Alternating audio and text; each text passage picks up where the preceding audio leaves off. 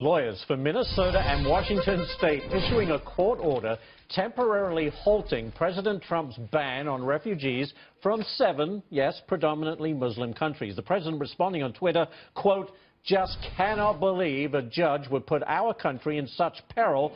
If something happens, blame him and court system. People pouring in bad."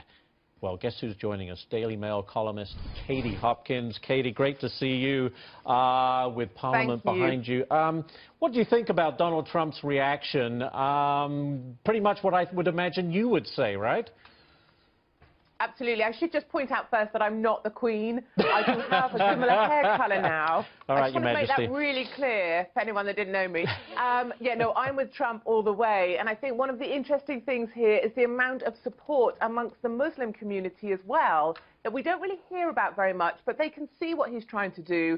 He's trying to say, I will defend our borders. I will give America strong borders. And that's something we can really relate to. One of the questions I've been asking in my column and on the radio is, if Islam's so fantastic, why is it that Muslims always seem to want to come and flee to Christian countries?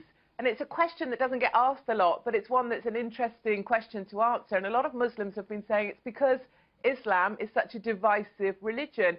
So I think we understand the travel ban. I think if you look at Western Europe, you look at Nice, you look at Brussels, you look at the chaos that's been caused here by terrorists, it's reassuring to see someone finally trying to do something about it.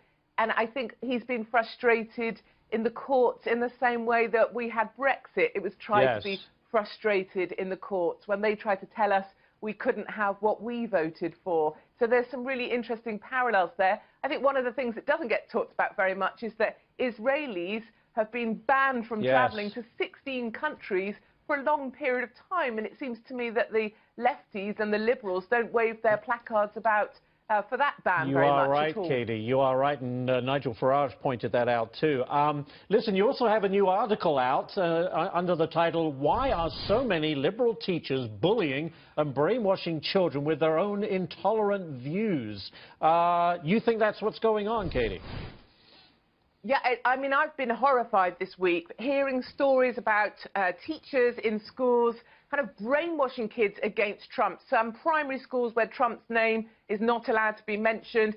5-, 6-, 7-year-olds coming home to their parents saying Trump's a bad man, Trump's a racist. They've been taught these views. It seems that teachers here are teaching children what to think, not how to think. And one particular example where a teacher made placards, protest banners with her 12-year-olds and then took them out, took the banners with her out protesting Trump outside Westminster. I just wonder if that's the sort of ethos we want in our schools, that children 7, 8, 9 years old are being taught Trump's a racist, Trump's a bad man, Trump didn't really win the election, it's not fair.